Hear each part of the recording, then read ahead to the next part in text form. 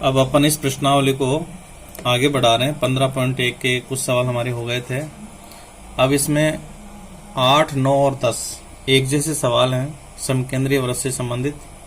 तो मैं सबसे पहले ले रहा हूं 8वां सवाल। एक वृत्ताकार घास के मैदान की त्रिज्या 35 मीटर है। घास का जो मैदान है वो वृत्ताकार है और उसकी त्रिज्या 35 मीटर है। इसके चारों ओर 7 मीटर चौड़ा मार्ग बना हुआ है। इसके चारों ओर 7 मीटर चौड़ा मार्ग है, रास्ता है, और मार्ग का क्षेत्रफल हमें ज्ञात करना है। तो देखिए इसका चित्र ऐसा होगा, कल समकेंद्रीय वृत्त बताया वैसे ही। ये घास का मैदान है और ये इसकी त्रिज्या है।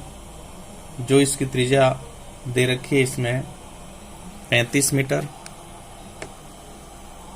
और इसके चारों ओर ये मार्ग बना हुआ है। इस मार्ग की चौड़ाई दी हुई है 7 मीटर। ऐसे चित्र में आप अंकित कर लें। तो देखिए बाहरी वृत्त की जो त्रिज्या होगी वो कैसे होगी, 35 तो ये हो जाएगी यहां से यहां तक, और 7 ये इसमें और जुड़ जाएगी। तो कल भी मैंने बताया था कि ये समकेंद्रीय वृत्त हो गया। बीच के भाग का क्षेत्रफल ज्ञात करना है, जिसे अपन समकेंद्रीय वृत्त से परिबद्ध क्षेत्र का क्षेत्रफल कह सकते हैं, मार्ग कह सकते हैं। दो वृत्त है इसमें। तो लिखने का तरीका मैंने आपको बताया था कि जो बड़ी त्रिज्या उसको R1 लिखेंगे। तो इसमें R1 बराबर हो जाएगा 35 + 7 42 मीटर, और R2 इसकी छोटी त्रिज्या अंदर वाले वृत्त की त्रिज्या हो गई 35 मीटर। चूंकि ये मार्ग जो है दो वृत्तों के बीच का भाग है तो वो इस समकेंद्रीय वृत्त का हो गया। तो मैं इसे डायरेक्ट मैदान, इसका मार्ग बता रहा हूं इसे। तो मार्ग का क्षेत्रफल ये बनाने के लिए मैंने तरीका बताया था कि दो वृत्त हैं तो वृत्त के क्षेत्रफल को 2 बार लिख दें। बाहर वाले वृत्त की त्रिज्या R1 और अंदर वाले वृत्त की त्रिज्या R2 लें। इस बाहर वाले क्षेत्रफल में से अंदर वाला क्षेत्रफल घटेगा तो बीच के भाग का क्षेत्रफल बचेगा।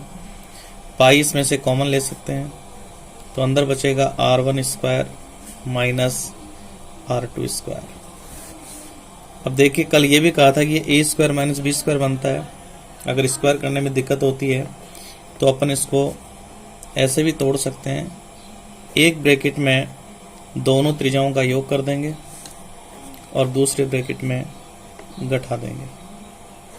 एक बार जोड़ दिया और एक बार घटा दिया।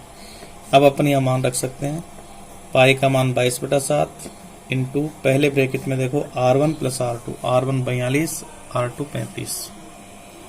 तो 42 + 35 और ये R1 - R2 यानी 42 - 35।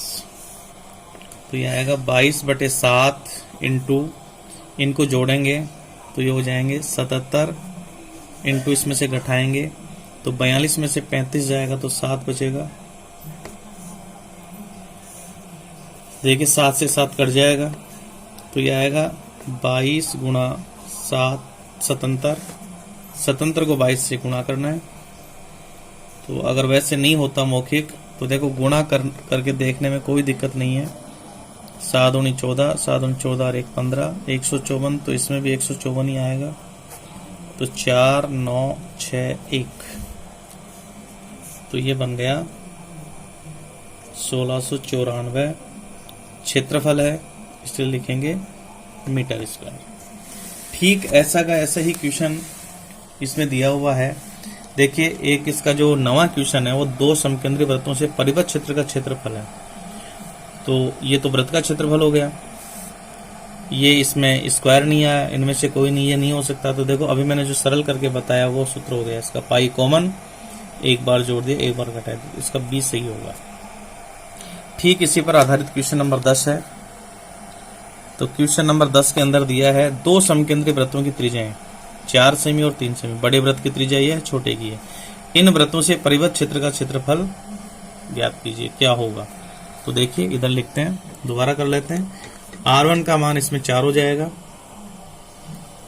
R2 का मान 3 सेमी हो जाएगा। अब हमें सूत्र याद हो गया, 2 संकेंद्रीय वृत्तों से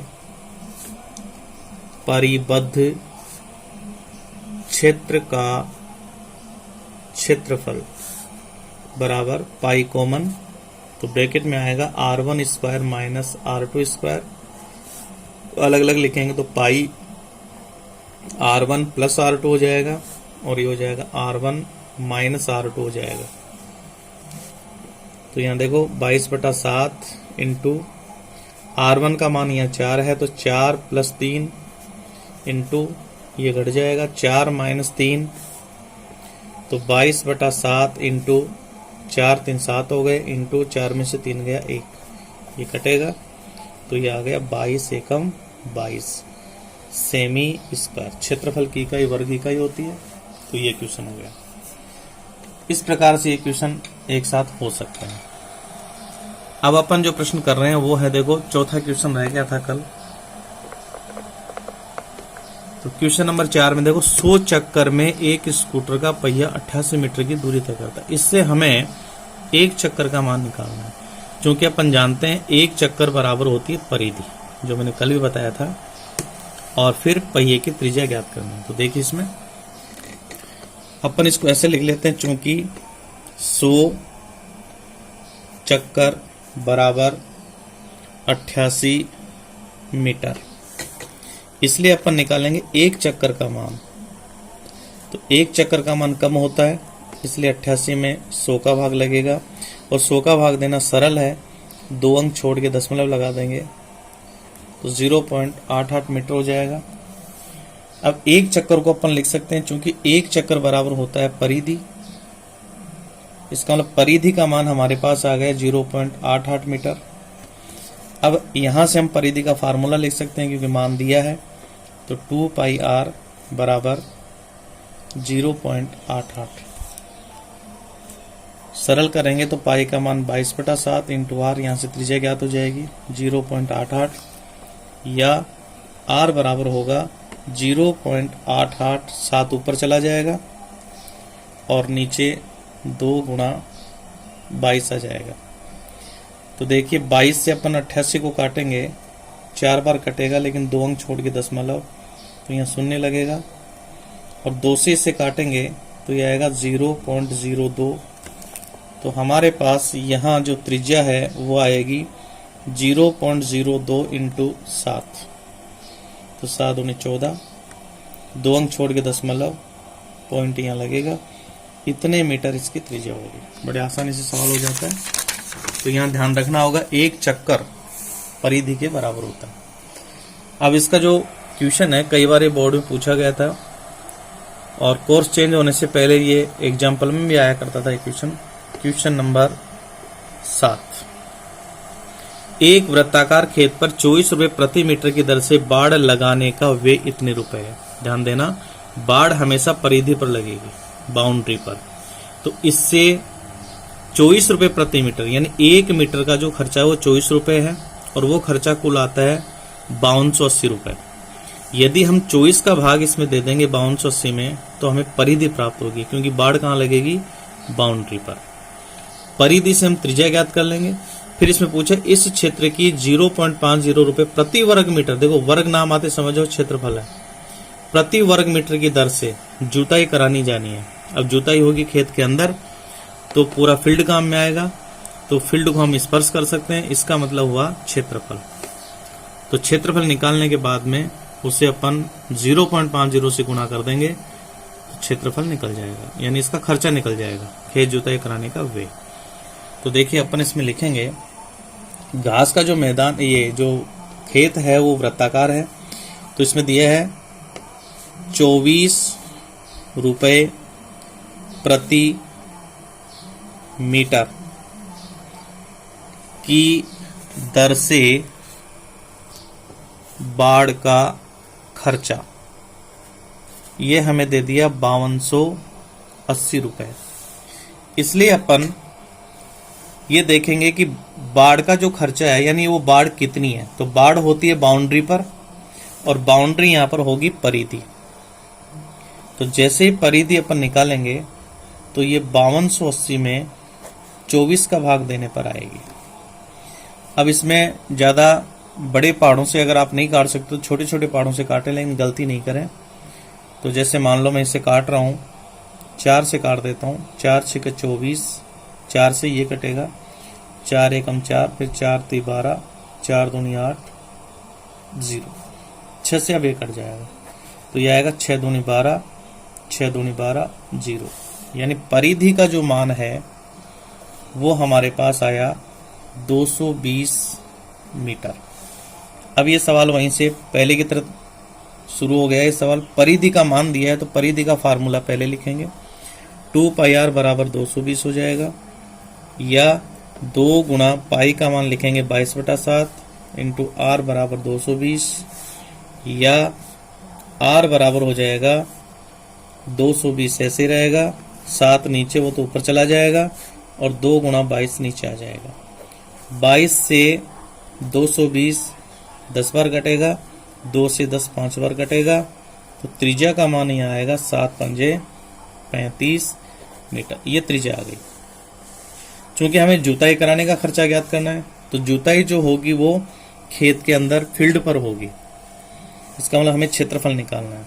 तो यहाँ लिखेंगे खेत का क्षेत्रफल, और इसका फार्मूला होता है πr²।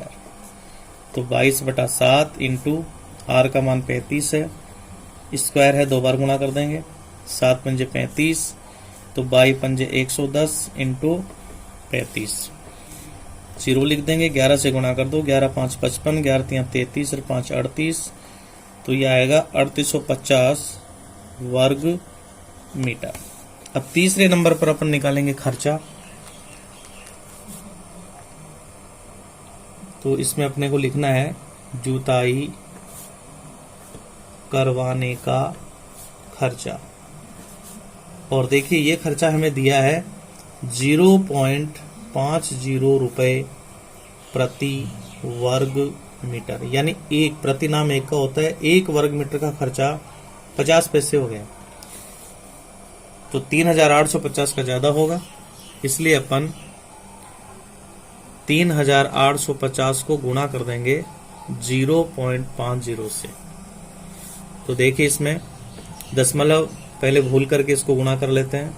तो देखो पहले तो इस 50 का 0 और इसका 0, तो 2 बार 0 लिख देंगे। अब 5 से गुणा कर लेंगे, ये 0 में लिख चुका हूं दोनों, तो ये आएगा 55 25 हासिल की 2, 8 पंजे 40 और 2 42 हासिल की 4, 5 थी 15 और 4 19।